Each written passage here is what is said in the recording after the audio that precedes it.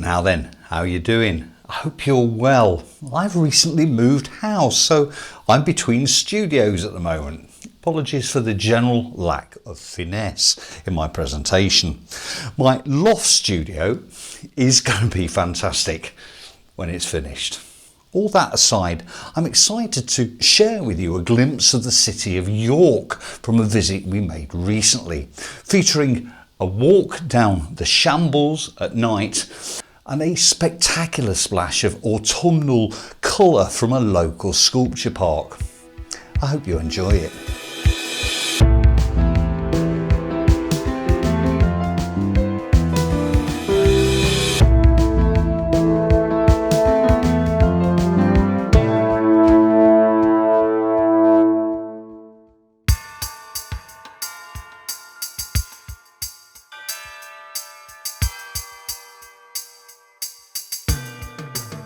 This is York. It's October and I'm in search of autumn colours.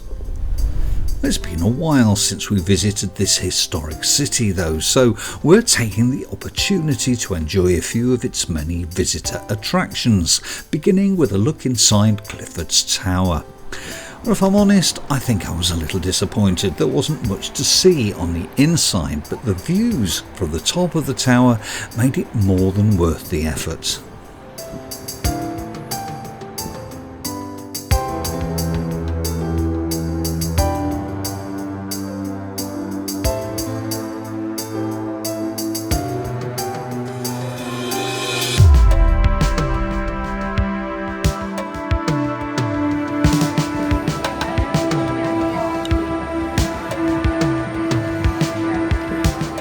No visit to York is complete without a wander down the Shambles. With Halloween coming up, it was Ghost Week, so it was particularly busy, and the York ghost merchants were doing a roaring trade in cute ceramic tic-toc ghosts, with queues stretching around the block. It's a fascinating old cobbled street with barely a 90-degree angle in sight. We loved it so much we made a point of returning after it got dark to enjoy it in an altogether different mood. Well, naturally, this inspired me to have a go at painting it. Well, street scenes can be tricky at the best of times. Painting them at night adds an extra challenge, however, and I was determined to try and capture it in as loose a way as possible, with no pre-drawing in pencil and no masking fluid. In watercolour, we work from light to dark, which means having to establish my highlights as early on in the process as possible. Well, establishing them is one thing, maintaining them is the bigger challenge though. As with most things in watercolour, it mostly boils down to studying the subject closely and identifying how the contrasting values should best be distributed.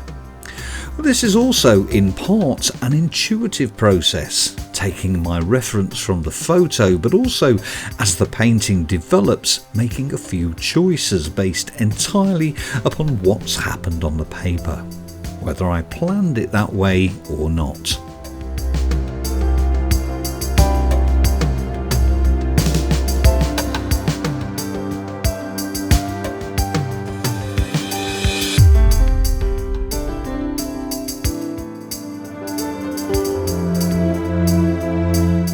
Next on our itinerary was York Minster, the second largest Gothic cathedral in Europe, with architecture dating back to the 13th century, although there are records of a church on the site dating back to the year 627, hurriedly built to baptise Edwin, the King of Northumbria. After the church went up in flames in 741, it was rebuilt and has grown exponentially over the centuries into the magnificent building we see today. Well, much of the old city walls are still intact, and we enjoyed a walk around part of them on our way back to where we were staying. And it was a little wet and overcast at this point, but that didn't dampen our spirits. We were here for a couple of days and the forecast was promising. We visited the York Dungeon, an attraction populated by real actors who really bring death to life. Surprisingly entertaining, with lots of humour and audience participation. Everybody that went in came out though, and all had a smile on their face.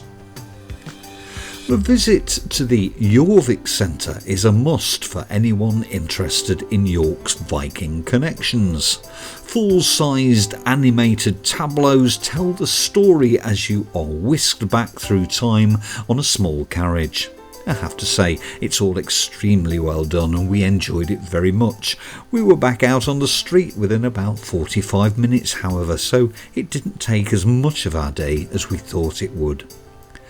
The York Museum gardens alongside the River Ouse were populated by some fantastic ghost sculptures. More importantly though, the sun would be setting soon and the light was bringing out the colours of the surrounding trees in spectacular fashion.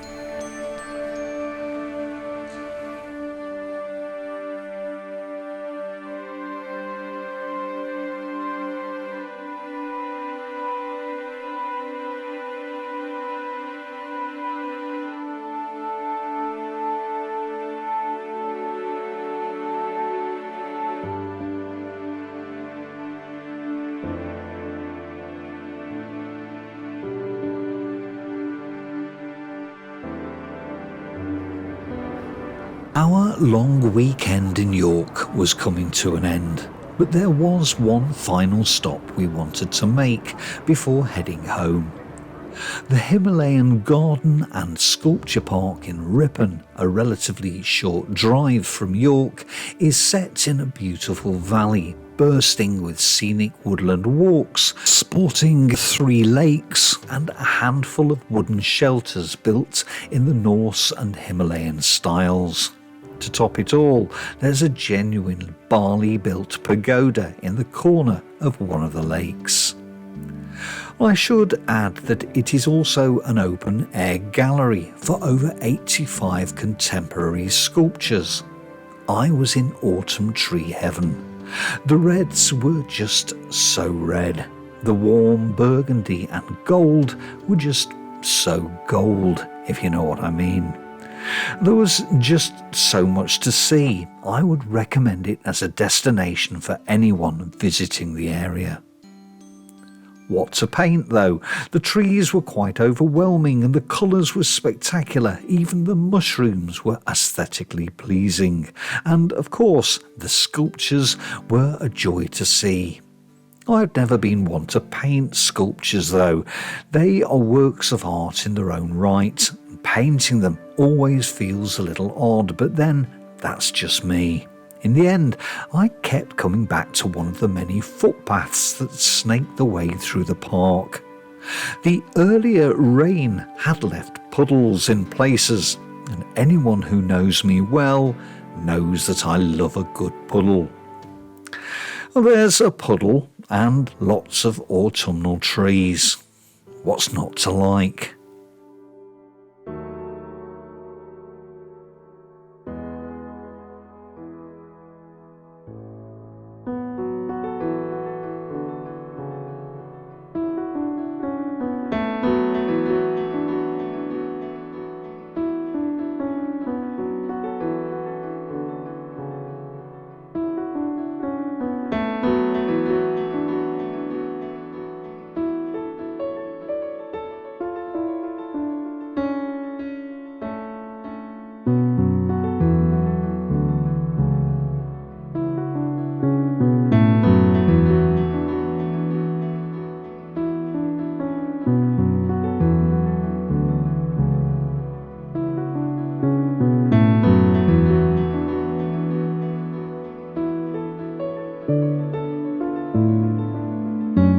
Almost everything that happens in watercolour is relative. If we want something to look particularly light and bright, then we can reinforce it by placing a substantially dark object right next to it. Likewise, if we want something to look particularly warm, such as the warm autumnal foliage, then it'll look its best if it has some cooler hues to contrast against. Well, needless to say, I'm employing both of these concepts here, along with applying graduations wherever I can, such as in the reflections of the tree trunks. I love painting autumn scenes, but we always have to be careful not to be too heavy-handed with it. Remember, all the light comes from the white of the paper. Apply the paint too heavily and that light will be prevented from shining through. Then you'll have mud on your hands. Think of it as a backlight. While most of my tree trunks and branches appear dark against light, I always like to throw in a few negatively painted lights against dark.